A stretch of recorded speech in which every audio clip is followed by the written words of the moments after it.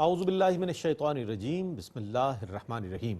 ناظرین محترم، السلام علیکم ورحمۃ اللہ وبرکاتہ۔ میں ہوں آپ کا میزبان محمد رئیس احمد۔ پیش کیا جا رہا ہے قرآن کریم کی تلاوت، ترجمہ اور تفسیر پر مشتمل پروگرام پیغام قرآن۔ الحمدللہ 13واں پارہ جس کا کل آغاز ہوا، الحمدللہ وہی تسلسل جاری ہے۔ تلاوت قرآن کریم کے لیے ہمارے درمیان موجود ہیں ممتاز و معروف قاری جناب قاری نعمان نعیمی۔ السلام علیکم ورحمۃ اللہ وبرکاتہ۔ وعلیکم السلام ورحمۃ اللہ وبرکاتہ۔ اور ناظرین محترم، آج کی جانے والی تلاوت کی منتخب آیات کی تفسیر فرمانے کے لیے ہمارے درمیان موجود ہیں ممتاز و معروف عالم دین حضرت علامہ مفتی محمد عامر صاحب۔ السلام علیکم ورحمۃ اللہ وبرکاتہ۔ وعلیکم السلام ورحمۃ اللہ۔ آئیے ناظرین، اس مبارک سفر کا آغاز کرتے ہیں۔ تلاوت قرآن کریم فرمائیں گے جناب قاری نعمان نعیمی۔ بسم اللہ۔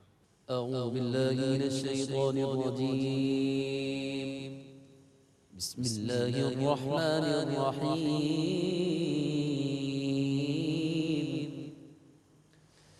فلما جاء البشیر القاه على وجهه فارتد بصیرا قال لم أقل لكم إني أعلم من الله ما لا تعلمون۔ میں اللہ کی پناہ میں آتا ہوں شیطان مردود سے۔ اللہ ہی کے نام سے شروع کرتا ہوں جو نہایت رحم فرمانے والا بہت مہربان ہے۔ پھر جب خوشخبری سنانے والا آیا اور اس نے قمیض اس کے چہرے پر ڈال دی تو وہ فوراً بینا ہو گئے۔ یعقوب نے کہا، کیا میں نے تم سے یہ نہیں کہا تھا کہ بے شک مجھ کو اللہ کی طرف سے ان چیزوں کا علم ہے جن کا تم کو علم نہیں ہے۔ قالوا يا أبانا استغفر لنا ذنوبنا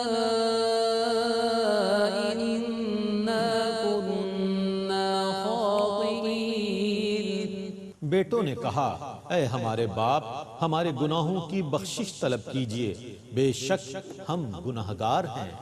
قال سوف استغفر لكم ربي إنه هو الغفور الرحيم۔ یعقوب نے کہا، میں عنقریب اپنے رب سے تمہاری بخشش طلب کروں گا، بے شک وہ بہت بخشنے والا بے حد رحم فرمانے والا ہے۔ فلما دخلوا على يوسف آوى إليه أبويه وقال ادخلوا مصر إن شاء الله آمنين۔ پھر جب وہ سب یوسف کے پاس پہنچے تو اس نے اپنے ماں باپ کو اپنے پاس جگہ دی اور کہا، تم سب مصر میں داخل ہو جاؤ، انشاءاللہ وہاں امن کے ساتھ رہو گے۔ ورفع أبويه على العرش وخروا له سجدا وقال يا أبت هذا تأويل رؤياي من قبل قد جعلها ربي حقا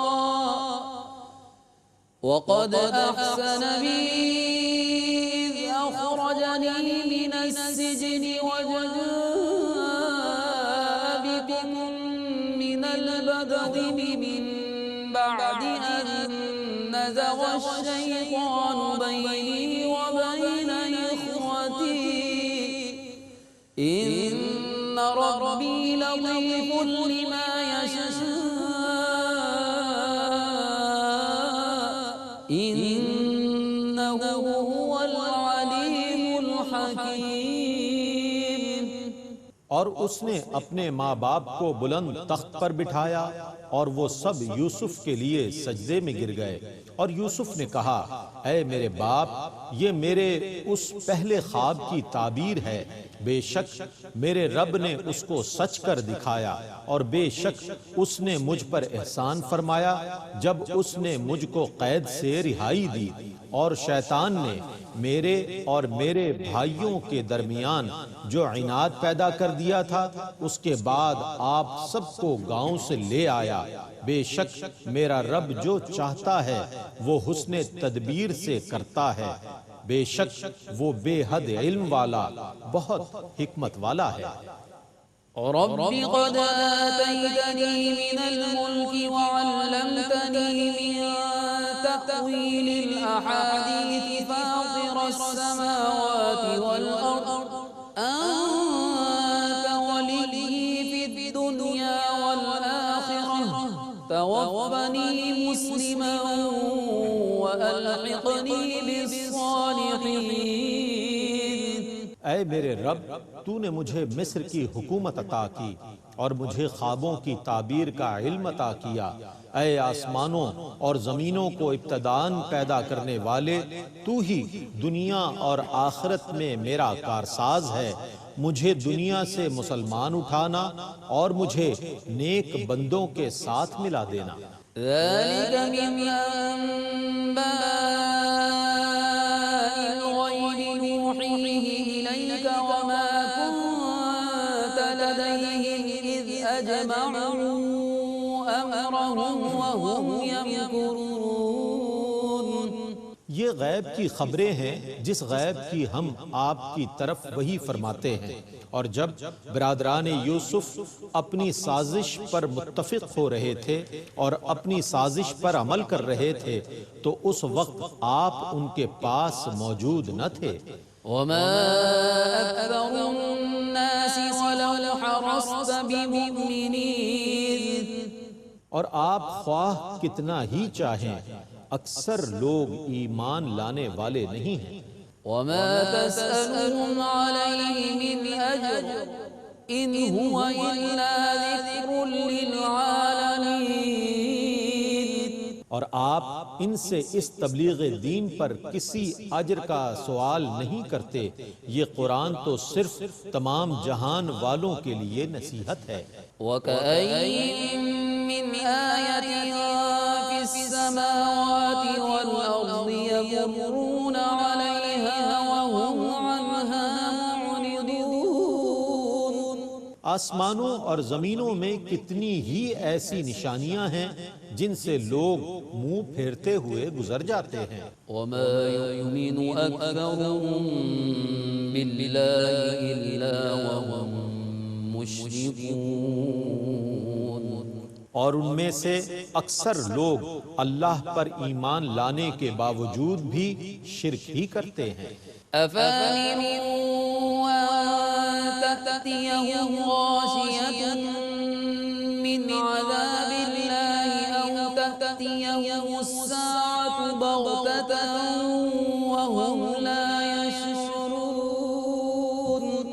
کیا وہ اس بات سے بے خوف ہو گئے ہیں کہ ان کے اوپر اللہ کا ایسا عذاب آ جائے جو ان کا مکمل احاطہ کر لے، یا ان پر اچانک قیامت آ جائے اور ان کو خبر بھی نہ ہو؟ قُلْ هَٰذِهِ سَبِيلِي أَدْعُو إِلَى اللَّهِ عَلَىٰ بَصِيرَةٍ أَنَا وَمَنِ اتَّبَعَنِي وَسُبْحَانَ اللَّهِ وَمَا أَنَا مِنَ الْمُشْرِكِينَ۔ آپ کہیے کہ یہ میرا راستہ ہے، میں پوری بصیرت کے ساتھ لوگوں کو اللہ کی طرف بلاتا ہوں اور میرے پیروکار بھی اسی کی طرف بلاتے ہیں، اور اللہ پاک ہے اور میں مشرکین میں سے نہیں ہوں۔ وَمَا أَرْسَلْنَا مِن قَبْلِكَ إِلَّا رِجَالًا نُّوحِي إِلَيْهِم مِّنْ أَهْلِ الْقُرَىٰ أَفَلَمْ يَسِيرُوا فِي الْأَرْضِ فَيَنظُرُوا كَيْفَ كَانَ عَاقِبَةُ الَّذِينَ مِن قَبْلِهِمْ وَلَدَارُ الْآخِرَةِ خَيْرٌ لِّلَّذِينَ اتَّقَوْا أَفَلَا تَعْقِلُونَ۔ اور ہم نے آپ سے پہلے صرف مردوں کو رسول بنایا ہے جن کی طرف ہم وحی کرتے تھے، وہ بستیوں کے رہنے والے تھے۔ کیا ان لوگوں نے زمین میں سفر نہیں کیا تو یہ دیکھ لیتے کہ ان سے پہلے لوگوں کا کیسا انجام ہوا۔ بے شک اللہ سے ڈرنے والوں کے لیے آخرت میں اچھا ٹھکانہ ہے، تو کیا تم نہیں سمجھتے؟ حتى إذا استيأس الرسل وظنوا أنهم قد كذبوا جاءهم نصرنا فنجي من نشاء ولا يرد بأسنا عن القوم المجرمين۔ حتیٰ کہ جب رسول نا امید ہونے لگے اور لوگوں نے گمان کیا کہ ان سے جھوٹ بولا گیا تھا، تو رسولوں کے پاس ہماری مدد آ گئی، سو جس کو ہم نے چاہا وہ بچا لیا گیا، اور مجرموں کی قوم سے ہمارا عذاب دور نہیں کیا جاتا۔ لقد كان في قصصهم عبرة لأولي الألباب ما كان حديثا يفترى ولكن تصديق الذي بين يديه وتفصيل كل شيء وهدى ورحمة لقوم يؤمنون۔ بے شک ان کے قصوں میں عقل والوں کے لیے نصیحت ہے۔ یہ قرآن کوئی من گھڑت بات نہیں ہے، بلکہ یہ ان کتابوں کا مصدق ہے جو اس سے پہلے نازل ہوئی، اور اس میں ہر چیز کی تفصیل ہے، اور یہ مومنوں کے لیے ہدایت اور رحمت ہے۔ بسم اللہ الرحمن الرحیم۔ الف لام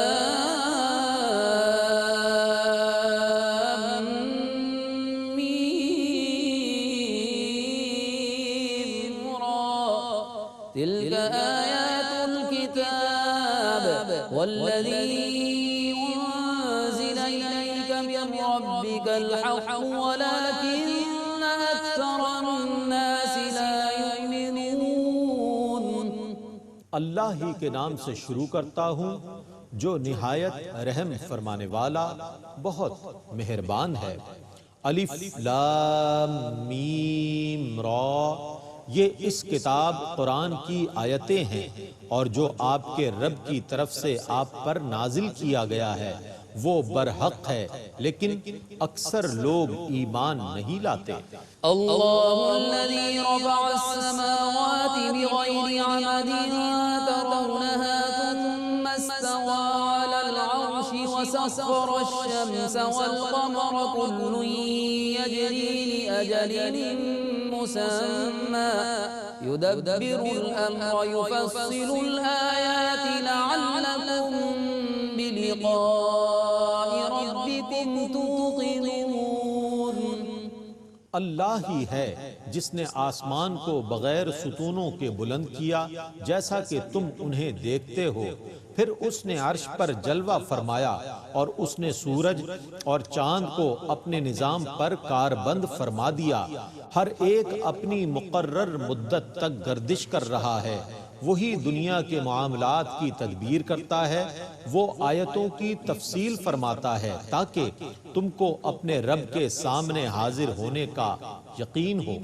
وَهُوَ الَّذِي مَدَّ الْأَرْضَ وَجَعَلَ فِيهَا رَوَاسِيَ وَأَنْهَارًا وَمِن كُلِّ الثَّمَرَاتِ جَعَلَ فِيهَا زَوْجَيْنِ اثْنَيْنِ يُغْشِي اللَّيْلَ النَّهَارَ إِنَّ فِي ذَلِكَ لَآيَاتٍ لِقَوْمٍ يَتَفَكَّرُونَ۔ اور وہی ہے جس نے زمین کو پھیلایا اور اس میں پہاڑ نصب کیے اور دریا رواں کیے، اور زمین میں ہر قسم کے پھلوں کے دو دو جوڑے بنائے۔ وہ رات سے دن کو چھپا لیتا ہے، بے شک اس میں غور و فکر کرنے والوں کے لیے نشانیاں ہیں۔ وَفِي الْأَرْضِ قِطَعٌ مُتَجَاوِرَاتٌ وَجَنَّاتٌ مِّنْ أَعْنَابٍ وَزَرْعٌ وَنَخِيلٌ صِنْوَانٌ وَغَيْرُ صِنْوَانٍ يُسْقَىٰ بِمَاءٍ وَاحِدٍ ونفضل بعضها على بعض في الأكل إن في ذلك لآيات لقوم يعقلون۔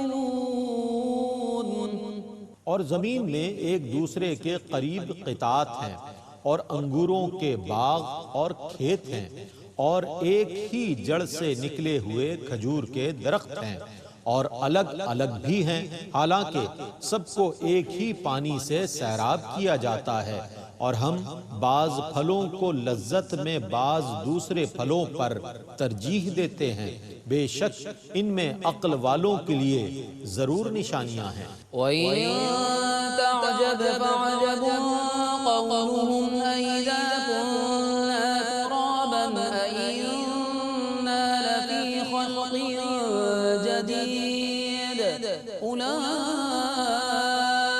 الَّذِينَ كَفَرُوا بِرَبِّهِمْ وَأُولَئِكَ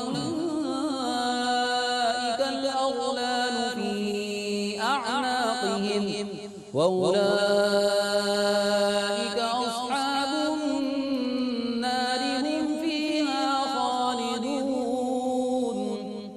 اگر تم تعجب کرو تو باعث تعجب تو ان کا یہ قول ہے، کیا ہم مٹی ہو جانے کے بعد از سر نو پیدا ہوں گے؟ یہی وہ لوگ ہیں جنہوں نے اپنے رب کے ساتھ کفر کیا، یہی وہ لوگ ہیں جن کی گردنوں میں طوق ہوں گے، اور یہی دوزخی ہیں جس میں وہ ہمیشہ رہیں گے۔ وَيَسْتَعْجِلُونَكَ بِالسَّيِّئَةِ قَبْلَ الْحَسَنَةِ وَقَدْ خَلَتْ مِن قَبْلِهِمُ الْمَثُلَاتُ وَإِنَّ رَبَّكَ لَذُو مَغْفِرَةٍ لِّلنَّاسِ عَلَىٰ ظُلْمِهِمْ وَإِنَّ رَبَّكَ لَشَدِيدُ الْعِقَابِ۔ اور یہ لوگ ثواب سے پہلے عذاب کے طلبگار ہیں، اور بے شک ان سے پہلے عذاب یافتہ لوگ گزر چکے ہیں، اور بے شک آپ کا رب لوگوں کے ظلم گناہوں کے باوجود ان کو بخشنے والا ہے، اور بے شک آپ کا رب ضرور سخت عذاب دینے والا ہے۔ وَيَقُولُ الَّذِينَ كَفَرُوا لَوْلَا أُنزِلَ عَلَيْهِ آيَةٌ مِّن رَّبِّهِ إِنَّمَا أَنتَ مُنذِرٌ وَلِكُلِّ قَوْمٍ هَادٍ۔ اور کافر کہتے ہیں کہ ان کے رب کی طرف سے ان پر کوئی نشانی کیوں نہ نازل ہوئی؟ آپ تو صرف ڈرانے والے ہیں اور ہر قوم کو ہدایت دینے والے ہیں۔ اللہ یعلم ما تحمل كل انثى وما تغيض الارحام وما تزداد وكل شيء عنده بمقدار۔ ہر مادہ کے حمل کو اللہ ہی جانتا ہے، اور ہر رحم میں جو کمی اور زیادتی ہوتی ہے اس کو بھی وہی جانتا ہے، اور ہر چیز کا اس کے نزدیک ایک اندازہ ہے۔ عالم الغیب والشہادۃ الکبیر المتعال۔ وہ ہر غیب اور ہر ظاہر کو جاننے والا ہے، سب سے بڑا نہایت بلند ہے۔ سواء منکم من اسر القول ومن جهر به ومن هو مستخف باللیل وسارب بالنهار۔ تم میں سے کوئی آہستہ سے بات کرتا ہے یا زور سے بولتا ہے، وہ رات کو چھپ جائے یا دن میں چلنے والا ہو، اس کے علم میں برابر ہے۔ له معقبات من بين يديه ومن خلفه يحفظونه من أمر الله إن الله لا يغير ما بقوم حتى يغيروا ما بأنفسهم وإذا أراد الله بقوم سوءا فلا مرد له وما لهم من دونه من وال۔ اس کے لیے باری باری آنے والے محافظ فرشتے ہیں جو اللہ کے حکم سے اس کے سامنے سے اور اس کے پیچھے سے اس کی حفاظت کرتے ہیں۔ بے شک اللہ کسی قوم کی نعمت اس وقت تک نہیں بدلتا جب تک کہ وہ اپنی حالت کو نہ بدل دیں، اور جب اللہ کسی قوم کو مصیبت میں ڈالنے کا ارادہ کرے کوئی اس کو روکنے والا نہیں ہے اور اس کے سوا ان کا کوئی مددگار نہیں ہے۔ والذي يريكم البرق خوفا وطمعا وينشئ السحاب الثقال، وہی ہے جو تم کو کبھی ڈرانے کے لیے اور کبھی امید دلانے کے لیے بجلی کی چمک دکھاتا ہے اور بھاری بادل پیدا کرتا ہے۔ ويسبح الرعد بحمده والملائكة من خيفته ويرسل الصواعق فيصيب بها من يشاء وهم يجادلون في الله وهو شديد المحال۔ بادل پر معین فرشتہ اس کی حمد کے ساتھ تسبیح کرتا ہے اور باقی فرشتے بھی اس کے خوف سے حمد اور تسبیح کرتے ہیں، اور وہی گرجنے والی بجلیاں بھیجتا ہے، پھر جس پر چاہتا ہے ان بجلیوں کو گرا دیتا ہے۔ دراں حال یہ کہ وہ اللہ کے متعلق جھگڑ رہے ہوتے ہیں اور وہ سخت گرفت کرنے والا ہے۔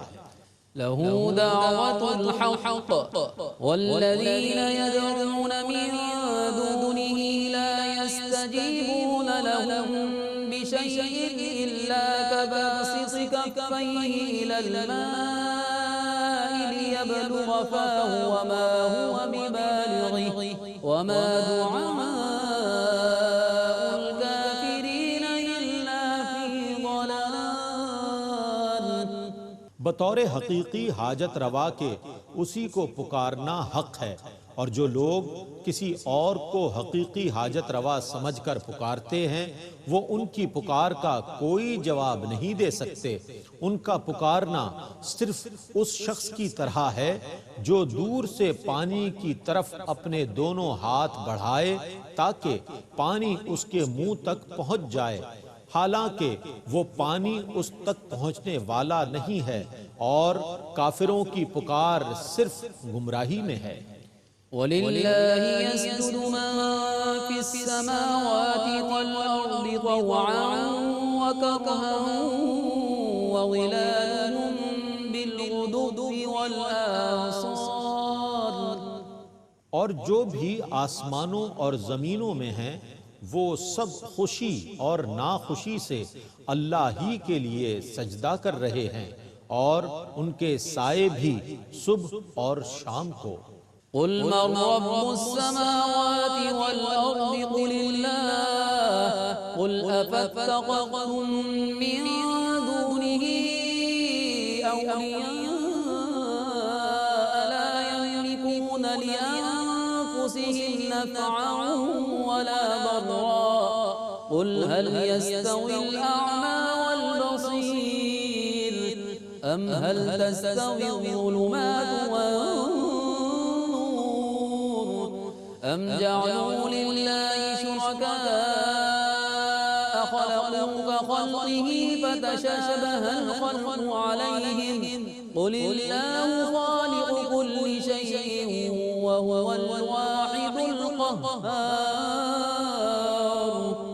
آپ ان سے پوچھئے آسمانوں اور زمینوں کا رب کون ہے؟ آپ کہیے اللہ۔ آپ کہیے کیا تم نے اللہ کے سوا ایسے مددگار بنا لیے ہیں جو خود اپنے لیے بھی کسی نفع کے مالک نہیں ہیں اور نہ کسی ضرر کے؟ آپ کہیے کیا اندھا اور دیکھنے والا برابر ہیں، یا اندھیرے اور روشنی برابر ہیں؟ یا انہوں نے اللہ کے سوا ایسے شریک قرار دے لیے ہیں جنہوں نے اللہ کی طرح کوئی مخلوق پیدا کی ہے تو صفت خلق ان پر مشتبہ ہو گئی۔ آپ کہیے اللہ ہی ہر چیز کا خالق ہے اور وہ ایک ہے، سب پر غالب ہے۔ أنزل من السماء ماء فسالت أودية بقدرها فاحتمل السيل زبدا رابيا ومما يوقدون عليه في النار ابتغاء حلية أو متاع زبد مثله كذلك يضرب الله الحق والباطل فأما الزبد فيذهب جفاء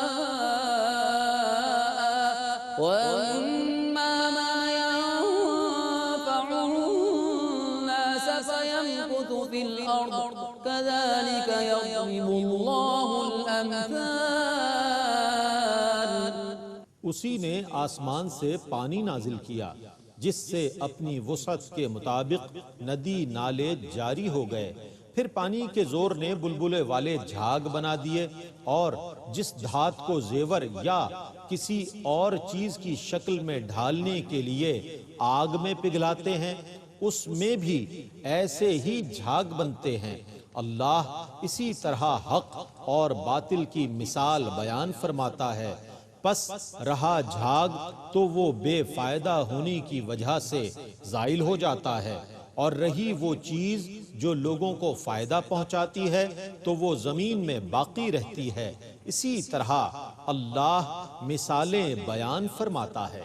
للذين استجابوا لربهم الحسنى والذين لم يستجيبوا له لو أن لهم ما في الأرض جميعا ومثله معه لافتدوا به أولئك لهم سوء الحساب ومأواهم جهنم وبئس المهاد. جن لوگوں نے اپنے رب کے دین کو قبول کیا ان کے لیے نیک انجام ہے، اور جن لوگوں نے اس دین کو قبول نہیں کیا اگر ان کے پاس تمام روئے زمین کی چیزیں اور اتنی ہی اور چیزیں بھی ہوتی تو وہ اپنے آپ کو عذاب سے چھڑانے کے لیے ان کو فدیے میں دے دیتے۔ انہی لوگوں کا سخت حساب ہوگا اور ان کا ٹھکانہ دوزخ ہے، اور وہ ٹھہرنے کی کیسی بری جگہ ہے۔ تلاوت قرآن کریم اور ترجمہ آپ نے ملاحظہ فرمایا۔ آئیے ان آیات مبارکہ میں سے منتخب آیات کی تفسیر کے لیے میں ملتمس ہوں حضرت قبلہ مفتی محمد عامر صاحب سے کہ تفسیر فرمائیں۔ بسم اللہ۔ اعوذ باللہ من الشیطان الرجیم، بسم اللہ الرحمن الرحیم۔ فلما ان جاء البشیر القاہ علی وجہہ فارتد بصیرا، جب خوشخبری دینے والا آیا اور اس نے آ کے خوشخبری دی اور حضرت یوسف علیہ السلام کی قمیص کو آپ کے والد یعنی حضرت یعقوب علیہ السلام کی آنکھوں پر جب پھیرا تو ان کی بصارت لوٹ کے آ گئی۔ یہ اس وقت کی بات ہے کہ جب حضرت یوسف علیہ السلام کے بھائیوں نے بنیامین کو حضرت یوسف علیہ السلام کے پاس چھوڑ دیا تھا تعزیراً، اور حضرت یوسف علیہ السلام نے بڑی حکمت کے ساتھ اپنے پاس روکا تھا، اور پھر جب واپس پلٹ کر گئے یعقوب علیہ السلام کو بتایا کہ یہ معاملہ پیش آیا جس کی وجہ سے بنیامین کو مصر کے بادشاہ نے روک لیا ہے، تو یعقوب علیہ السلام نے کہا مجھے تو تم پر پہلے بھی بھروسہ نہیں تھا، مگر تم نے زبردستی کہا تھا کہ ہم ذمہ دار ہیں، اور پھر تم پہلے یوسف کو لے کر گئے، اب بنیامین کو لے کر گئے ہو، اور آخر کار تم نے بنیامین کے ساتھ بھی وہی کیا۔ حضرت یعقوب علیہ السلام نے فرمایا جاؤ اور دونوں کو لے کر آؤ، دونوں کو ڈھونڈ کر آؤ۔ اب یہ تیسرا چکر تھا حضرت یوسف علیہ السلام کے بھائیوں کا مصر میں۔ پہلے چکر میں غلہ لے کر آئے اور وعدہ کر کے گئے تھے کہ ہم بنیامین کو لائیں گے، دوسرے چکر میں بنیامین کو لائے اور چھوڑ کر چلے گئے، اور اب تیسرا چکر ہے جس میں حضرت یعقوب علیہ السلام نے بھیجا تھا کہ جاؤ یوسف اور بنیامین کو لے کر آؤ۔ وہ لوگ دوبارہ واپس لوٹے اور یہ اپنے والد یعنی حضرت یعقوب علیہ السلام سے کہتے تھے کہ آپ یوسف کو ابھی تک نہیں بھولے ہیں۔ ان کے خیال کے مطابق حضرت یوسف علیہ السلام انتقال فرما گئے تھے۔ بہرحال وہ بنیامین کو ڈھونڈتے ہوئے لینے کے لیے آئے، اور حضرت یوسف علیہ السلام سے آ کے عرض کی کہ ہمارے والد صاحب جو ہے وہ بہت نالا ہیں، ناراض ہیں اور اپنے بیٹے کے غم میں رو رہے ہیں۔ تو حضرت یوسف علیہ السلام نے اس موقع پر اپنے بھائیوں کو اپنے بارے میں بتایا کہ میں کون ہوں، تم مجھے بادشاہ تو سمجھتے ہو لیکن تمہیں نہیں پتا کہ میں تمہارا بھائی ہوں۔ اور پھر یوسف علیہ السلام نے وہ ساری علامتیں، وہ نشانیاں، وہ حالات، جن حالات میں انہوں نے یوسف علیہ السلام کے ساتھ ظلم کیا تھا، حسداً ان کو کنویں میں پھینک دیا تھا، وہ باتیں جب حضرت یوسف علیہ السلام نے اپنے بھائیوں کو بتائی تو وہ حیران ہو گئے، کہنے لگے کہ آپ بھائی ہیں، یوسف ہمارے بھائی ہیں؟ وہ اس طرح پوچھنے لگے۔ یوسف علیہ السلام نے کہا میں تمہارا بھائی ہوں۔ تو وہ بڑے شرمندہ ہوئے کہ واقعی ہم نے تو بڑی غلطی کی تھی، اور پھر معافی مانگنے لگے۔ حضرت یوسف علیہ السلام نے انہیں معاف کر دیا اور کہا کہ اب جاؤ اور میرے ماں باپ کو بھی لے کر آؤ۔ اور پھر وہاں سے خوشی خوشی حضرت یوسف علیہ السلام کے بھائی جو ہے وہ واپس لوٹے، اور حضرت یوسف علیہ السلام نے اپنے والدین کو لینے کے لیے تقریباً 200 سواریاں اور ساز و سامان بھیجا تھا کہ جاؤ شان و شوکت کے ساتھ میرے والدین کو لے کر آؤ۔ چنانچہ جیسے ہی حضرت یوسف علیہ السلام کے بیٹے جو ہے وہ یعقوب علیہ السلام کو خوشخبری دینے کے لیے گئے، وہاں سے یہ بات آغاز ہوئی ہے، فلما ان جاء البشیر، جب خوشخبری دینے والا آیا۔ اور یہاں پہ واحد کا لفظ اس لیے ذکر کیا ہے کہ بھائیوں میں سے ایک بھائی یہودا سب سے آگے بڑھا، اس کو اتنی جلدی تھی کہ میں اپنے والد کو خوشخبری سناؤں، اور یہودا وہی تھا جس نے سب سے پہلے حضرت یوسف علیہ السلام کے قتل کے بارے میں خون آلود کپڑا پیش کیا تھا۔ تو آج جب وہ شرمندہ تھا تو وہ اپنی شرمندگی کو مٹانے کے لیے اس کی کوشش یہ تھی کہ خوشخبری بھی میں ہی پیش کروں، کیونکہ وہ بڑا شرمندہ تھا۔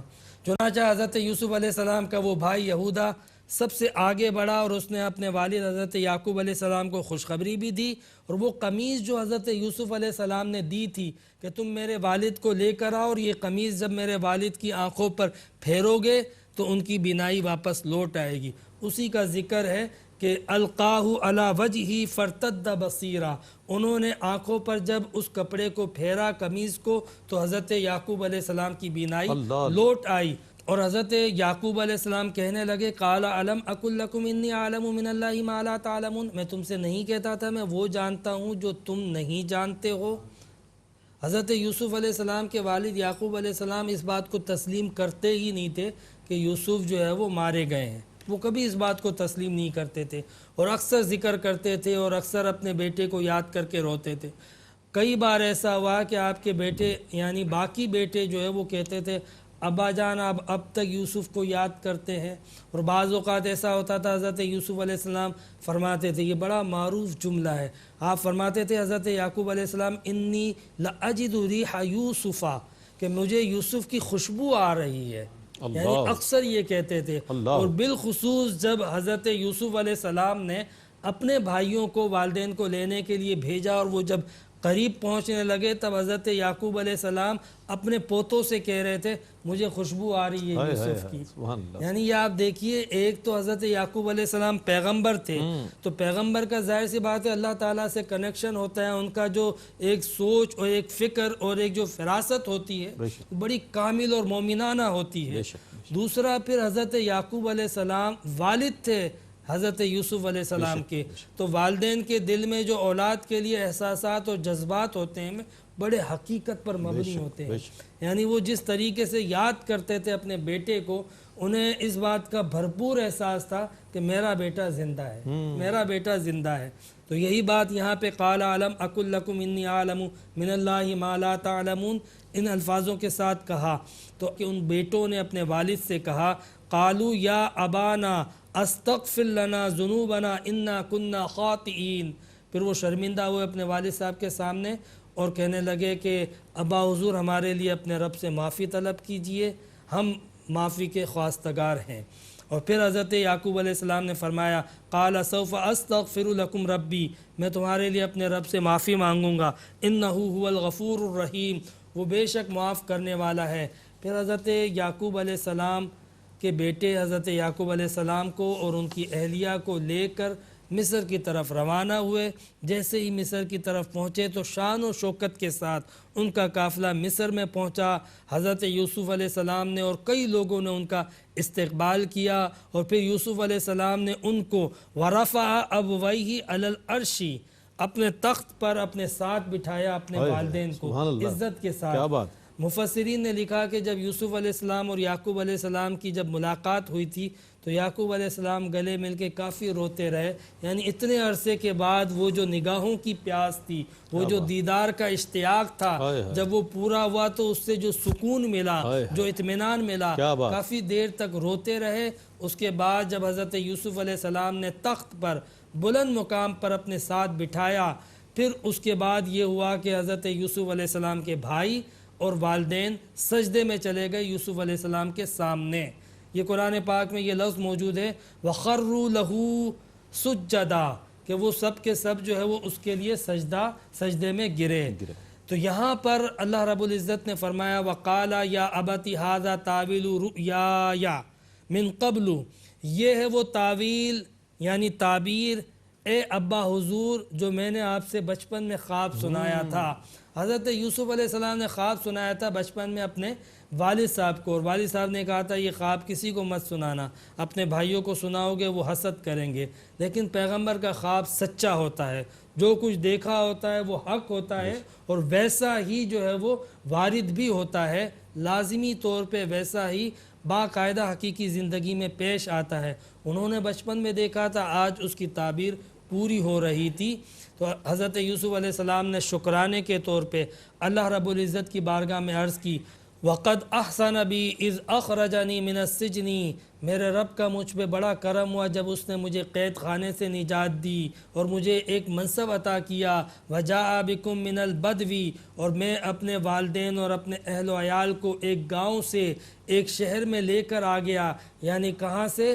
فلسطین سے مصر میں لے کر آ گیا۔ مِن بعد ان نزغ الشیطان بینی و بین اخوتی، اس کے بعد کہ شیطان نے میرے اور میرے بھائیوں کے درمیان عداوت اور نفرت پیدا کر دی تھی، لیکن یہ میرے رب کا احسان کہ اس نے ان تمام مراحل سے گزار کر آج ہمارے درمیان محبت بھی پیدا کر دی، میرے بھائیوں کو میں نے بھی معاف کر دیا اور میرے رب نے بھی معاف کر دیا، اور آج یہ مقام یہ مرتبہ اللہ رب العزت نے جو مجھے عطا کیا ہے۔ حضرت یوسف فرماتے ہیں کہ ان ربی لطیف لما یشاء، کہ میرا رب جو ہے وہ آسان کر دیتا ہے جو وہ ارادہ کر لے، یعنی جب جس چیز کا رب ارادہ کر لے تو وہ بہت آسانی سے وہ کام ہو جاتا ہے۔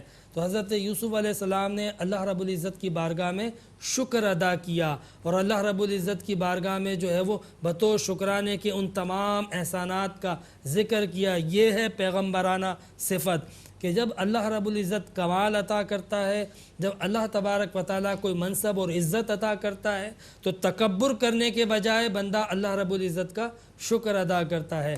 پچھلے واقعات میں آپ نے سنا ہوگا کہ فرعون، نمرود، حامان، کہ ان کو جب اللہ رب العزت نے منصب عطا کیا تو تکبر کیا، انہوں نے اللہ کی بندگی سے اعراض اور خدائی کے دعوے کر دیے۔ لیکن پیغمبرانہ صفت کیا ہوتی ہے؟ پھر اختتام میں اللہ رب العزت نے فرمایا ذَلِكَ مِنْ أَنْبَاءِ الْغَيْبِ نُوحِيهِ إِلَيْكَ، یہ غیب کی خبریں ہیں اے نبی جو ہم آپ پر پیش کرتے ہیں۔ وَمَا كُنْتَ لَدَيْهِمْ إِذْ أَجْمَعُوا أَمْرَهُمْ وَهُمْ يَمْكُرُونَ، اور آپ جو ہے وہ بے شک اس وقت موجود نہ تھے جب یہ یہودی اور کفار آپ کے خلاف سازشیں کرتے تھے۔ واقعہ دراصل یہ تھا کہ یہودیوں نے کفار مکہ سے کہا کہ محمد تمہیں دعوت دیتے ہیں اور تم سے یہ کہتے ہیں کہ مجھ پر وحی آتی ہے، تو ان سے پوچھو ذرا کہ حضرت یوسف علیہ السلام فلسطین سے مصر کیسے آئے؟ یہ سوال انہوں نے کیا تھا، اور کیا کیا حالات و واقعات ہوئے تھے۔ جب یہ سوال مشرکین مکہ نے حضور علیہ السلام سے کیا تو اللہ تعالیٰ نے وہ سارے احوال حضور علیہ السلام کے سامنے سورہ یوسف کی صورت میں حالات یوسف حضرت یعقوب علیہ السلام پیش کر دیے۔ تو اللہ رب العزت نے کہا کہ یہ امتحاناً تم سے پوچھتے تھے اور نشانی طلب کرتے تھے، ہم نے ساری کی ساری نشانیاں، حالات، واقعات تمہارے سامنے پیش کر دیے۔ یہ آیت شان نزول کے طور پہ بھی ہے، یعنی اس کا جو ہسٹوریکل کانٹیکس تھا کہ یہ صورت کیوں نازل ہوئی، کس لیے ان واقعات کو پیش کیا گیا، تو بتایا گیا کہ اس لیے پیش کیا گیا کہ کفار مکہ نے وحی کے حق ہونے پر نشانی طلب کی تھی کہ اللہ سے آپ کا اگر تعلق ہے تو بتاؤ اس وقت کیا ہوا تھا، کیسے یہ سب واقعات ہوئے تھے۔ نبی کریم علیہ السلام نے سارے کے سارے واقعات پیش کر دیے، مگر افسوس کہ جنہیں نہ ماننا تھا وہ نہ مانے، لیکن جو ماننے والے ہیں ان کے لیے بلا شبہ اس قرآن میں ہدایت ہے، نصیحت ہے، سبحان اللہ، رحمت ہے، شفا ہے۔ اللہ رب العزت ہم سب کو اس قرآن حکیم کو سمجھنے اور اس پر عمل کرنے کی توفیق عطا فرمائے۔ سبحان اللہ، ماشاءاللہ۔ حضرت قبلہ مفتی محمد عامر صاحب بہت ہی خوبصورت انداز میں سورہ یوسف کی منتخب آیات بینات کی تفسیر فرما رہے تھے۔ جیسا کہ آپ نے فرمایا کہ اس میں ہدایت ہے، نصیحت ہے، شفا ہے، رحمت ہے۔ اللہ تعالی ہمارا قرآن کے ساتھ ایک تعلق قائم فرما دے تاکہ ہم اپنی زندگی میں بھی اس کی روشنی کو شامل کر سکیں، اور اللہ تعالیٰ سے دعا ہے کہ اللہ تعالیٰ ARYQ TV کی اس کوشش کو، پیغام قرآن کے حوالے سے کی جانے والی کاوشوں کو اپنی بارگاہ میں قبول فرمائے۔ اس کے ساتھ ہی اپنے میزبان محمد رئیس احمد کو اجازت دیجیے۔ اللہ حافظ۔